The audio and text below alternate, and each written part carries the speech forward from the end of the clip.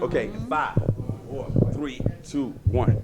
Welcome back, Southwest Florida. We're sitting here with the person, the lady that you've been hearing everybody talking about at the Diversity Fest, Gail Williams, the Chief Diversity Officer at Hodges University, that I am so privileged and so honored to even know personally. I have her cell phone and I have her email address. And Gail, first of all, congratulations on another successful Diversity Fest here 2017. Thank you. 2015. Thank you, Lee. You look like you actually been working. Oh, Lee, I've been working since 4 this morning. I'm tired.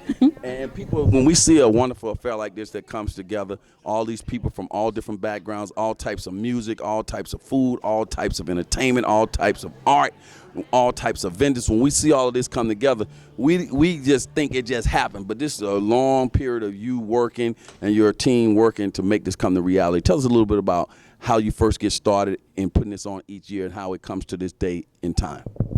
Well, Lee, actually, it starts immediately after the current event. Like the plan is already started for next year.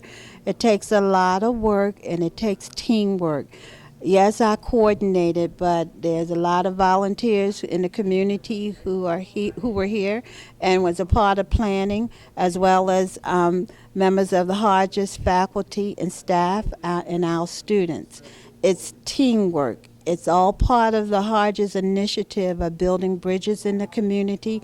This festival is the perfect example of that initiative being fulfilled because of our building bridges in the community. They in turn come over the bridge to us, to our campus, to celebrate diversity and inclusion. How do you know all these people? I mean, all these people out here know you. You able to get on the phone. You able to get a lot of volunteers. You got all these wide variety of music, food. How do you know all these people? Just over the years, you build up a Rolodex.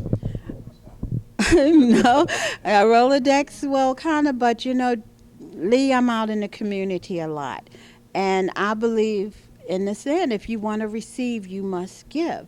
And so I give of myself. I help other groups in any way possible that I can, whether it's giving up my time, consulting other organizations, whether Hodges is doing a sponsorship or we are attending community outreach events.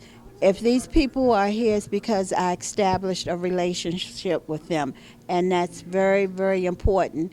Building relationships, being true to your word, and being willing to give of yourself to others. And when that happens, you can just pick up a phone or shoot an email or send a text. And sometimes it's simply, I need you. And I'm amazed at the people that come to my aid, and I'm very appreciative of that. That is so true. I mean, when Gail sends me an email, she said, everybody just gets up and move because Gail is such a great person. People like to work with what she's doing. Gail, here at Hodges University, you guys don't like deal with diversity as like a side show or a second thing. It's like a part 24/7, 365 days a year. Diversity is a part of the fabric of Hodges University. Tell us ways that you guys go about making sure that it stays in the forefront. Well, to start with, it's about education because they're saying you don't know what you don't know. And we understand that it's very important that we are educated on the subject of diversity and cultural competency.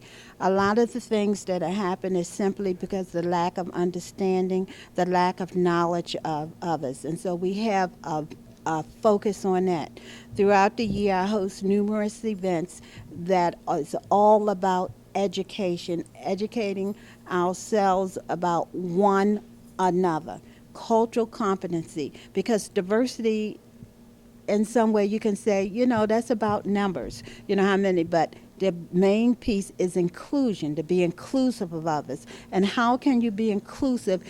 And a better way of saying is intentional inclusion. How can you intentionally include others if you don't understand who they are, what they are, and without that, it's difficult to show empathy. That's what it's all about. So that's the core.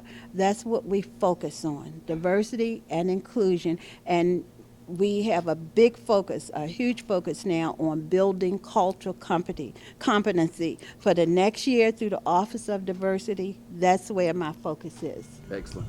Talk about it at the top. Your president, the VPs, everybody who's administrators here. How do they play into what you're doing here in terms of diversity? Well, to be to the point, if the president didn't buy in, I wouldn't be sitting here right now. It started at the top as the role model, walking the walk and talking the talk. Any organization that's trying to develop a diversity initiative, it must be from the top, and trickle down, must be a role model, and be like a cloth that's be woven throughout the organization, on every level, whether the person is emptying the trash can, or if they're the person who signed the check or make the decision, the board, even the board, it must be boardroom diversity. And that diversity not only include where you're from, but the diversity of thought, the way you think, that people can come to work and bring their whole self, have their own opinion, and share their ideas. Excellent. We're here on the campus this year. Now, in the past, we've been at various parks here in Collier County, which have been great. But I don't want to put words in your mouth. But me personally, and everybody that we've spoken to, have said that this was a great decision, and they are loving being able to see this beautiful campus and to experience it all right here at home in the backyard. Well, I have to admit it wasn't my decision. I was in the habit of having it in the park. I was comfortable in the park. I was concerned about us being able to accommodate people, and then with the change, would it work? We had something here a year ago called Bacon Fest. That was another organ, and I saw that it could work. And so this was really kind of risky for me to try it here.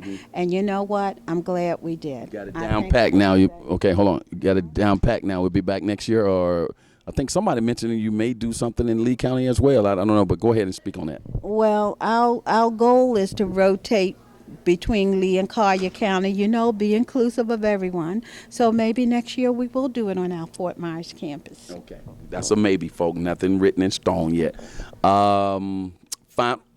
Final comments. Tell us, we're getting up close to the music. Well, first of all, tell everybody they've been seeing us outdoors.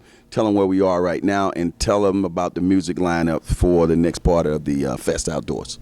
Okay, so far to date, we had the Parade of Nations, we had the award ceremonies, followed by entertainment from various countries, from various age group, whether it's music itself or dance, poetry.